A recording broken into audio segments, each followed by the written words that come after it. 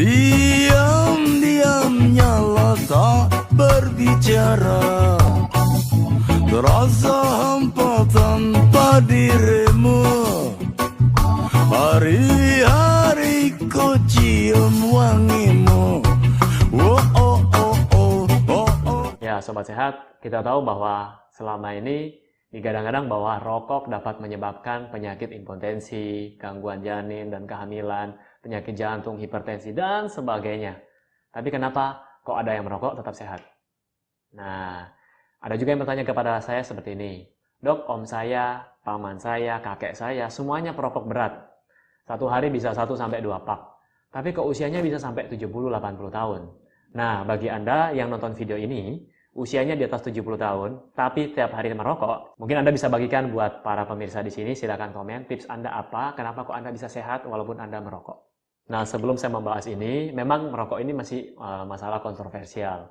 Jadi kalau Anda bertanya kepada dokter yang merokok, dok, saya boleh nggak merokok? Ya, dokternya saja merokok, pasti Anda diperbolehkan. Tapi kalau dokternya tidak merokok, tentu saja Anda dilarang untuk merokok. Ya, pada umumnya seperti itu, tapi tidak semua. Nah, saya pribadi, saya tidak merokok. Dan saya juga banyak di video-video sebelumnya, saya menyarankan Anda untuk tidak merokok.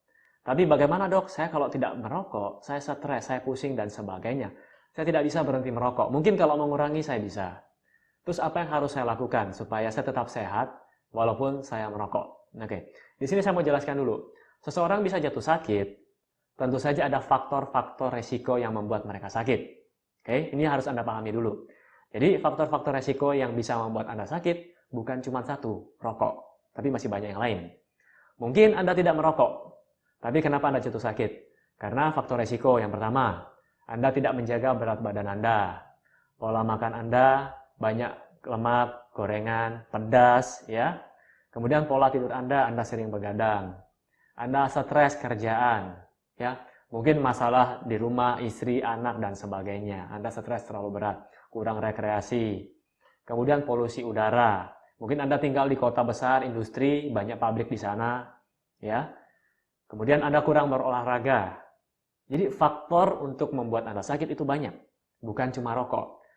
Tapi yang selalu disalahkan adalah rokok. Ya, saya bukan membela rokok ya. Tapi saya hanya memberikan fakta bahwa banyak faktor yang dapat menyebabkan Anda sakit. Lalu kenapa mereka yang merokok kok bisa umurnya panjang? Nah, mungkin mereka hanya melanggar salah satu atau salah dua di antara beberapa faktor tersebut. Saya punya teman, usianya sudah parubaya ya, sudah sekitar 50 tahun. Nah, beliau memang aktif merokok, ya, tapi beliau setiap harinya, beliau melakukan olahraga, minimal lari 3 kilo. Dan bahkan beliau ikut olahraga maraton dan triathlon. Kita bisa bayangkan, seorang perokok tapi masih aktif melakukan olahraga, makan makanan yang bergizi, dan bahkan beliau masih bisa mengikuti triathlon. Itu olahraga yang tidak mudah menurut saya. Ya, bahkan Anda yang usia 20 tahun pun belum tentu Anda bisa melakukan olahraga ini. Nah, jadi apa rahasianya? Beliau mengatakan, ya memang saya tidak bisa berhenti rokok. Tapi paling tidak saat saya mau mengikuti maraton, saya berhenti dulu rokoknya sebentar. Jadi dia memfokuskan dirinya untuk olahraga tersebut. Dan ketika olahraga tersebut sudah selesai, beliau merokok lagi. Dan tentu saja jumlah rokok per hari yang Anda konsumsi ini juga mempengaruhi kesehatan Anda. Mungkin saat Anda stres, Anda ngerokok, stres Anda berkurang, ya. Tapi kalau Anda stres dengan dalil stres, ya, kemudian Anda merokok satu hari bisa 4 pak, 5 pak, kayak kereta api tidak berhenti. Nah, ini juga akan mengganggu kesehatan Anda, terutama paru-paru dan organ-organ tubuh yang lainnya. Lalu dok, bagaimana caranya? Saya ini pengen berhenti rokok. Saya sehari ngerokok 4-5 pak. Wah, itu jumlah yang besar, 4-5 pak per hari. Nah, saran saya adalah Anda jangan langsung berhenti merokok. Bukan saya pro rokok, tidak.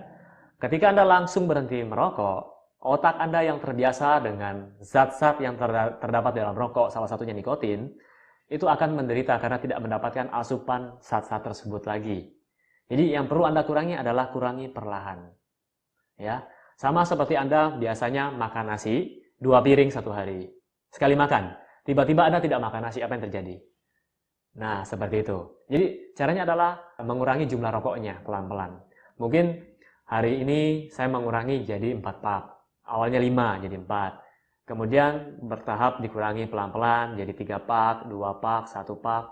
Kemudian dikurangi lama-lama Anda bisa berhenti total. Ya. Dan itu perlu ada kemauan dari diri Anda. Tidak bisa cuma di mulut, ya saya mau berhenti rokok, tidak bisa. Kadang saya guyon dengan pasien, Pak, selesai dari praktekan, saya kasih bonus Pak ya, lakban untuk ditempelin. Saya cuma bercanda ya. Jadi bagi Anda yang pengen berhenti merokok, lakukanlah tadi tips dari saya. Dan juga satu, alihkan perhatian Anda ketika Anda mungkin stres atau ada masalah. Daripada Anda merokok, Anda coba lakukan kegiatan-kegiatan yang lain. Contohnya olahraga, sepak bola, ya. Anda bergabung dengan komunitas-komunitas yang lain, yang tentu saja yang positif. Oke? Nah, ini adalah tips dari saya, dan semoga video yang saya berikan ini dapat bermanfaat buat Anda semua. Sekali lagi, saya tidak di-endorse atau saya tidak mempromosikan rokok, ya. Diam-diam nyala tak berbicara, terasa hampa tanpa dirimu.